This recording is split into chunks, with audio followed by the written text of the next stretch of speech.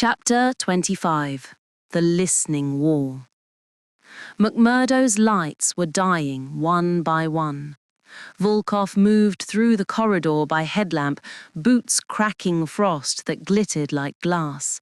The metal beneath her vibrated faintly, a pulse running through the floor, slow and uneven. Somewhere in the distance, a door slammed itself shut, echoing down the empty spine of the base. She flinched, pulse rising. Every surface hummed, soft, rhythmic, as though the station were breathing through its ribs. The hum wasn't power, it was pulse. In the reactor chamber, the heat shimmered like a mirage. Consoles spat static, letters forming half words before vanishing. When she leaned over a screen, her visor fogged. Wiping it clear, she caught her reflection ripple, two sets of eyes where one should be. She blinked hard, but they stayed. A loose cable swung from the ceiling and brushed her shoulder. She spun, weapon half raised. Nothing there, only the whisper of air moving through the vents. She exhaled slowly and forced open the diagnostics. Power output, rising. Containment seals, degraded. Origin, unknown. External interference. Something clattered behind her, a metal rod sliding off a workstation. The sound was small but sharp enough to jolt her nerves. She turned too quickly, boots skidding on frost. Her glove caught the edge of the console before she fell. The hum deepened in response, vibrating through her ribs, through her teeth, as if the station were matching her heartbeat. Then it came again. 3 pulses, pause, 3 again. She'd heard it before, out in the storm, through the wolves. A code, a call. Volkov keyed the transmitter. McMurdo control to any active station. Power grids self-feeding. Containment breach imminent. Static answered, then her own voice, warped and delayed. Containment breach. Breach. She tore off the headset, but the echo didn't stop. It crawled through the steel, through her bones. Visitors, sign in. The voice wasn't electronic. It was inside the walls, toneless, mechanical, yet aware. She turned. The reactor's core had opened like an iris. Inside, thick cables twisted downward through a torn section of floor. The grate around it trembled. One bolt popped free and rolled toward her boot, spinning before dropping through the gap. She crouched and peered into the hole. Cold air rose from the wound, dry, ancient, smelling of ozone and stone. Far below, something metallic caught the faint light of her lamp, rungs disappearing into darkness. Paint flaked around the breach, faded stenciling, barely legible. Access hold, level 1. Her pulse quickened. Not a reactor, a lid. She started a visual log. Secondary facility located beneath McMurdo structure, possible pre-expansion design, descending. The floor trembled, dust poured from the ceiling. A pipe overhead snapped from its brace and crashed behind her, sparks skittering across the floor. She spun sharply, heart pounding. The tremor settled into a rhythm, steady, deliberate, a heartbeat through stone. Then a burst of light flared across the ice outside, the horizon blooming orange, storm clouds turning to fire. A shock wave followed, rumbling under the foundation. The lights flickered, died, returned, then died again. She ran to the viewport. Through the storm she glimpsed 2 distant figures on the ridge, shadows against the burning sky. Ro. Cass. She tried to open the outer locks, but the system was frozen, screens bleeding white. Static whispered through the comms, stitched from feedback. "Come below. Below." She turned toward the hatch. The glow from the core spilled down the shaft like molten light. Beneath it, she saw the faint curve of structure, black glass, concentric rings, the outline of a buried dome. The hum rose again, fusing into a single tone until every bolt in the station vibrated. She felt it in her chest, behind her eyes, synced to the drum of her own heart. "We are still below." Silence. Her breath fogged the inside of her visor. Even the storm outside seemed to hold its breath. Volkov stepped to the ladder, the echo of the phrase still trembling through her bones. Below her, the light pulsed once, slow, alive, answering her heartbeat.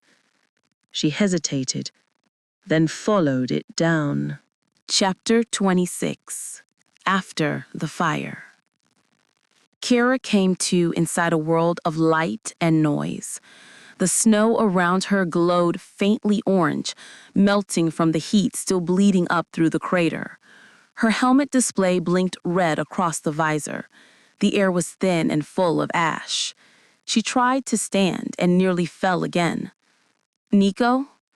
Only static. Through the blur, she saw a gloved hand half buried in the drift. She dug with numb fingers until she freed him, sealing the crack in his tank line and hitting the emergency stem. His breathing steadied, frost steaming from his visor. When she turned back, the horizon was collapsing. Ash and ice folding inward where Echo Base had stood. It was gone. The ground was still shifting. Radiation warnings pulsed across her display. Fissures crawled outward from the crater's rim. She wanted to think, to orient herself, but the storm above them moved wrong. Shadows gliding between veils of smoke, tall and thin. Nico stirred, groggy. "Rescue?" She shook her head. "No rescue. We move, now." She hauled him up and started toward the west ridge. McMurdo was still a long way. Behind them, the snow closed like water. The wind changed pitch.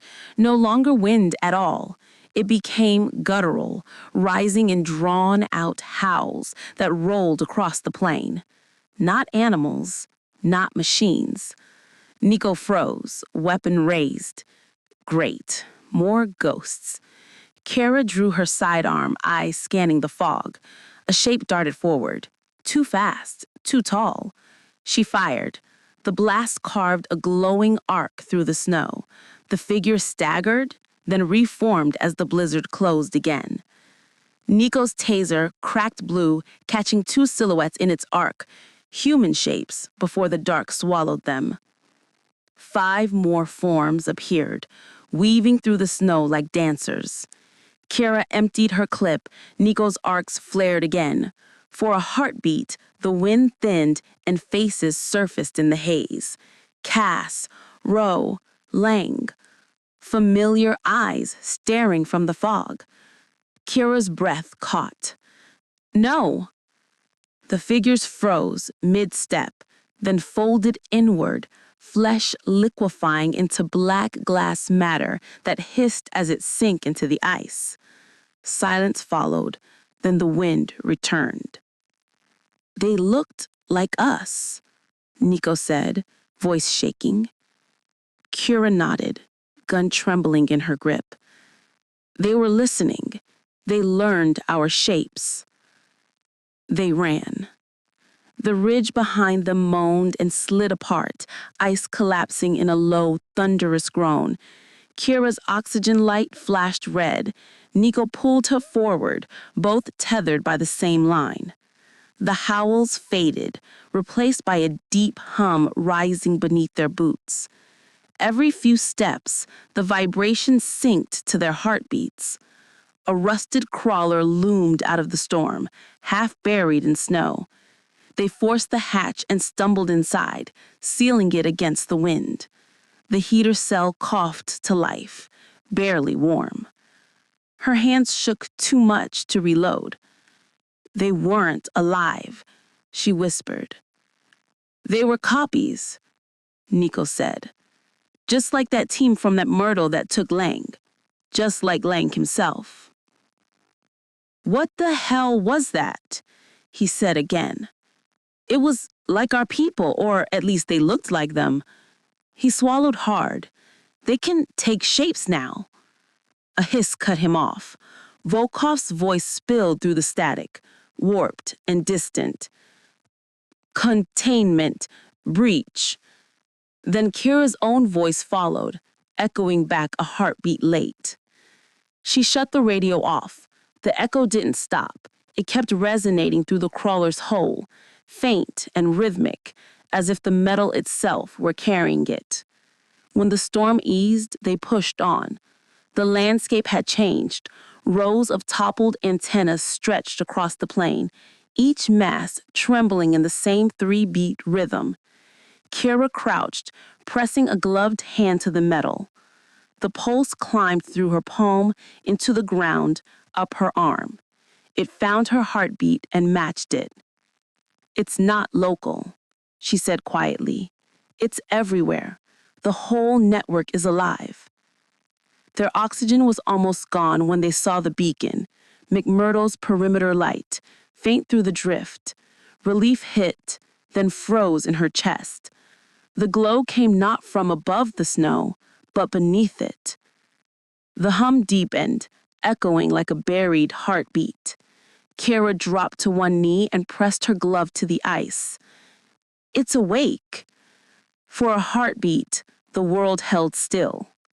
Then the glow swelled, white, blinding, as though the earth itself had opened an eye. The radio crackled. Volkov, are you there? We are in visual range of McMurdo. I repeat. The transmission broke off in static. Chapter 27. The Reunion. The banging came first, faint, rhythmic, somewhere beneath the howl of the storm. Volkov froze, head tilted, counting the pattern. Not wind. Too deliberate. She followed the sound through the maintenance corridor, boots cracking frost. The noise grew louder near the outer lock, a steady metallic thud, then the hiss of a dying beacon. She pulled the manual lever. The gears protested, frozen, half-solid, but the seal finally cracked with a shriek. Snow burst inward like a living thing. 2 shapes fell through the threshold, Roe first, dragging another figure behind him. Volkov caught the door, slammed it shut, and spun the locking wheel until the alarms cut out.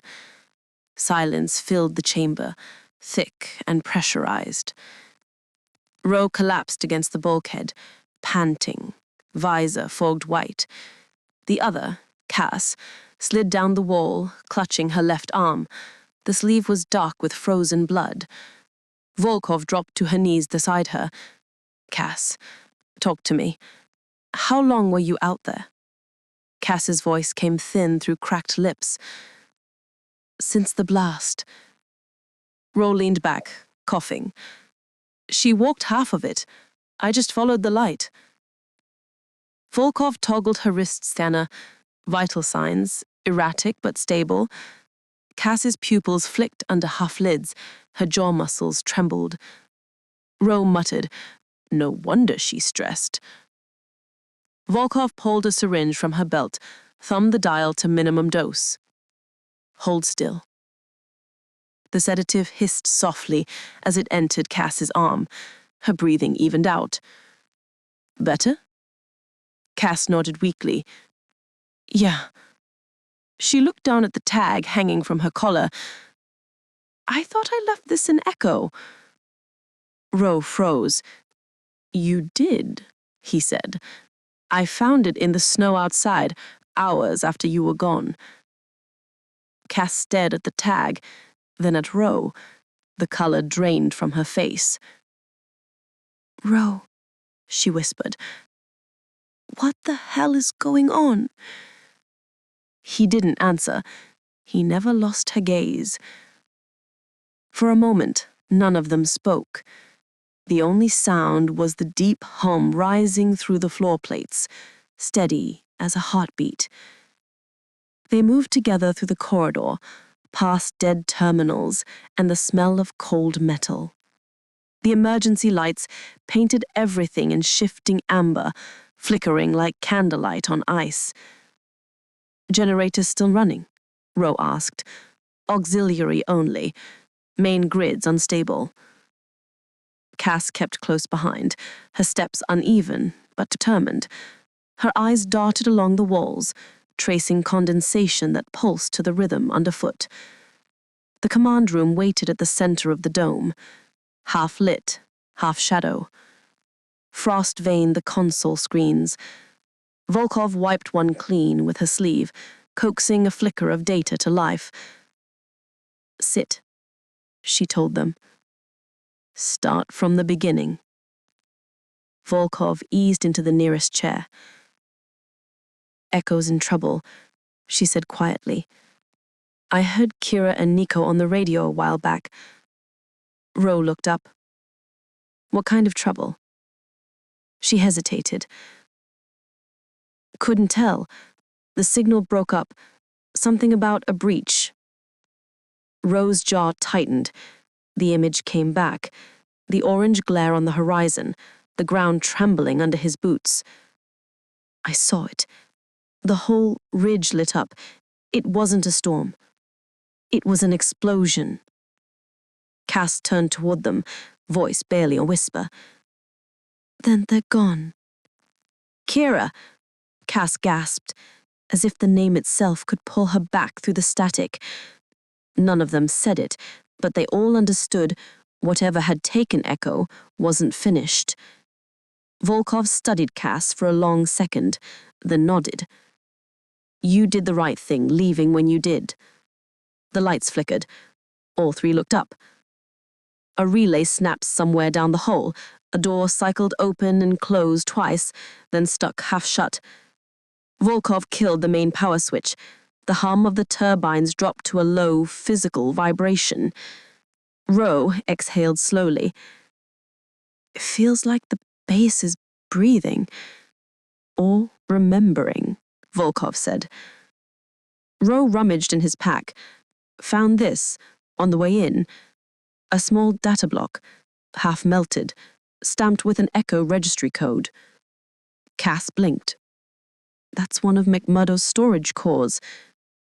Volkov slotted it into the console. The screen spat static, then resolved into jittery footage. Men and women in heavy suits moving through a carved tunnel of black glass.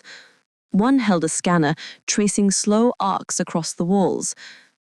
The display flickered with sonar blooms, forming a perfect sphere. The feed cut to a title overlay, Access Hold, Level 1. Then the video froze. The hum from the floor deepened until the panels trembled under their boots. Cass whispered, "That's under us." Volkov leaned over the console, tapping readouts that refused to stabilize. Seismic activity rising, steady, localized directly below McMurdo. Ro rolled his face.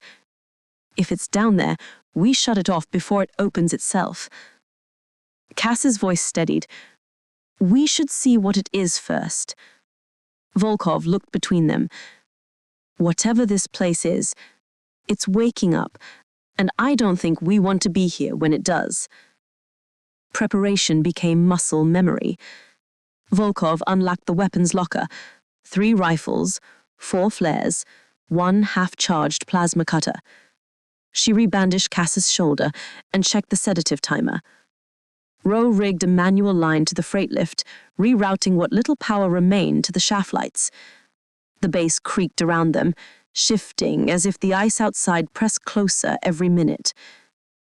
Cass stood at the edge of the freight platform, helmet clipped under one arm. We find it, we end it. Volkov joined her. We end it. Ro hit the switch. The lift shuddered, then began to descend. Chains rattling, light spilling down the frost-rimmed walls. The hum rose to meet them, slow and deliberate, as if the world beneath the ice had started to breathe. Chapter 28. The Descent. The lift shuddered as it dropped through the shaft, a slow metallic heartbeat echoing up the cable. Ice walls slid past, glistening like black glass in the lamplight. After 30 meters, the texture changed. Veins of alloy threaded through the ice, running downward like roots. Volkov checked her wrist display. Temperature rising, pressure stable. Ro leaned against the railing, rifle across his chest. Feels like we're going into a furnace. Cass stared through the grating. Look at the patterning. Those ribs aren't drilled. They're grown. No one answered. The hum from below filled the air, deep enough to rattle their teeth. The lift jerked once, then slowed. The control light blinked green. Landing, Volkov said quietly. They stepped out onto a narrow steel platform. Frost creaked beneath their boots. Ahead, a corridor sloped away, metal walls fused with smooth, dark material that reflected light like oil. The air smelt faintly of ozone and old heat. Kaz pointed to a faded stencil on the bulkhead. Echo 1, Vault Access. Ro brushed the letters. Built right into the rock, or whatever this is. Volkov checked her gauge again. Power readings rising from below. Something's active. They moved forward, lamps cutting through vapor that hung like breath in the corridor. Pipes throbbed faintly underfoot. The hum grew stronger, structured now, deliberate. The corridor opened into a vast gallery. Through cracked safety glass, they saw a cavern stretching out beneath them. Immense, half filled with frost and drifting mist. At its center rested a vessel the size of a city block. Sleek, curved, its hull black as obsidian and dusted with ice. Scaffolding and cranes surrounded it, frozen mid-motion like abandoned toys. Kaz pressed a hand to the window. That's not human. Volkov's voice softened. McMurdo wasn't a reactor. It was a vault. They stood in silence, listening to the hum that seemed to come from the ship itself. A spiral gantry wound downward into the cavern. Their steps echoed off the frozen walls. The closer they came, the more their lights picked up faint blue currents beneath the ship's skin, lines pulsing slow and steady, like veins under translucent flesh. Kaz reached the floor first. There's heat coming off it. Keep your distance, Volkov warned, though her voice had gone reverent. She couldn't look away. Rose circled the bow, scanning with his light. There's movement inside the hull. Power flux. Something's active. The first shadow appeared near a crawler, tall, flickering at the edge of sight. Rose snapped his rifle up. Contact! Volkov swung her light. Nothing. Only the gleam of frozen steel. Kaz's breath hitched. I saw it. It moved between those crates. Volkov's voice steadied. Eyes open. No sudden shots. Another flicker, closer this time, crossing the ship's flank. For an instant, it looked human, then folded into darkness again. The hum beneath them climbed half a tone. They started to retreat toward the corridor. Something moved ahead, two silhouettes against the blue glow. Their outlines shimmered, distorted by heat. Kaz fired. The blast cracked through the cavern, scattering light across the hull. An energy bolt slammed into the ice beside her, spraying vapor. They're armed, Rose shouted. More beams streaked from the dark, white hot, carving grooves through machinery. Steam burst from shattered pipes. Volkov grabbed Kaz's arm. Run! They sprinted across the cavern floor, boots slipping on wet ice. Another bolt scorched past Ro's shoulder, melting a line through the railing. The air filled with the hiss of steam and the hammer of their footsteps. Kaz glanced back, just enough to see the shapes advancing. Humanoid, but wrong, their edges rippling like water. They moved in perfect unison. The corridor ahead glowed faint red under emergency lights. Volkov led the way, firing short controlled bursts down the passage. Roke covered Kaz as she stumbled, yelling, "Go, go!" An energy beam struck the wall beside Volkov, showering sparks. She slammed the lift controls. Inside! They piled in as another blast tore through the doorway, molten spray hissing against the bulkhead. Volkov shammed the gate shut. The lift lurched upward, gears shrieking. Through the grating they watched the cavern fall away, the ship below glowing from within, its veins of light spreading outward through the ice like awakening arteries. The shadows gathered around it, moving with purpose. Kaz pressed a trembling hand to the railing. They're guarding it. Volkov's jaw tightened. Then it's awake. The hum followed them up the shaft, steady, alive, matching the rhythm of their hearts. Chapter 29. The Thing Below. The lift jerked to a stop halfway up the shaft. For a moment there was only the hum and their breathing.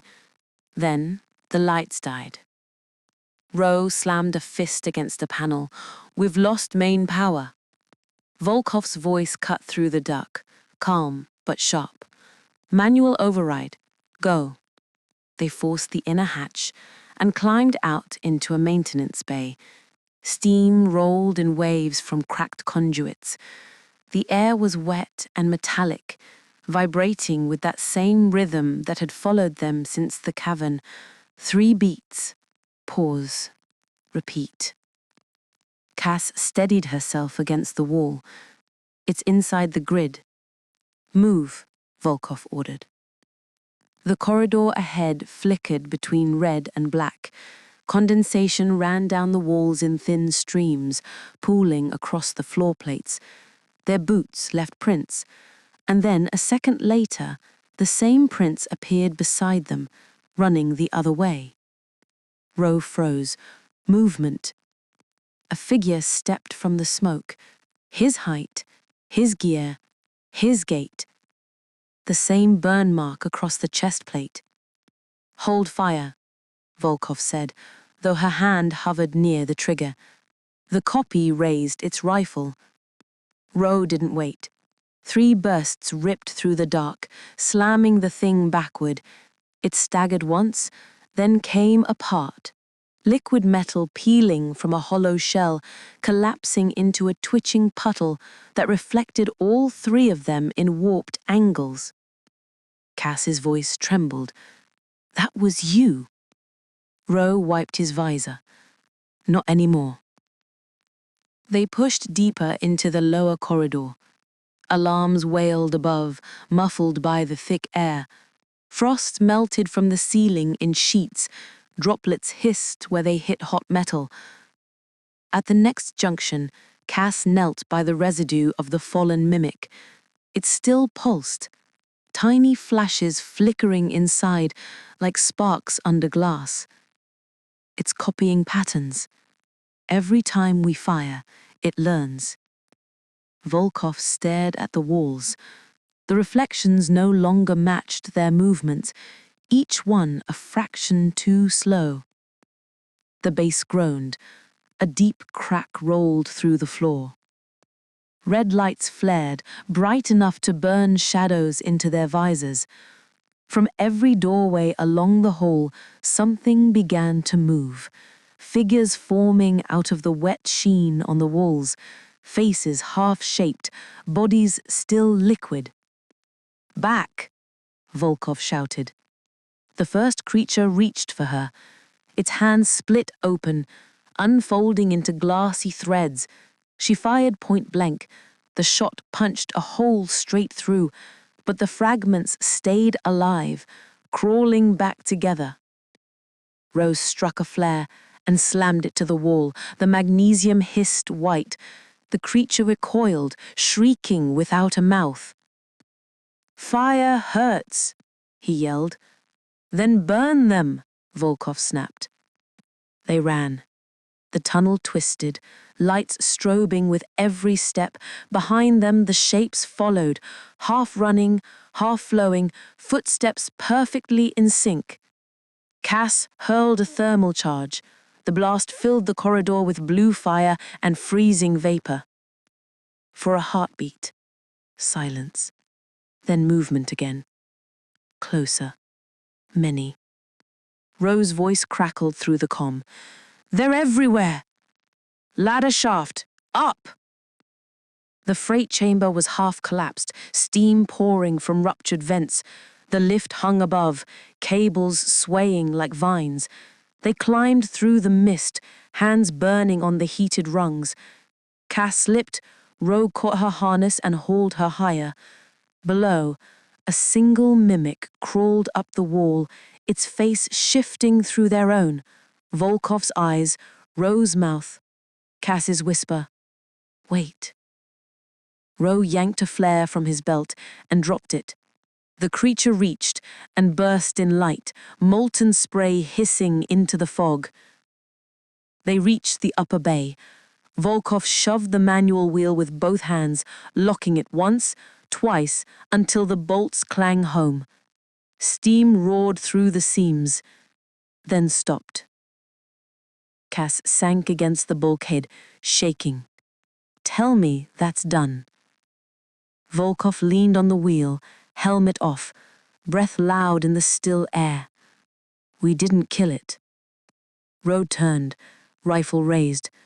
"Then what did we do?" Volkov looked down. The vibration was back. 3 beats. Pause. Repeat.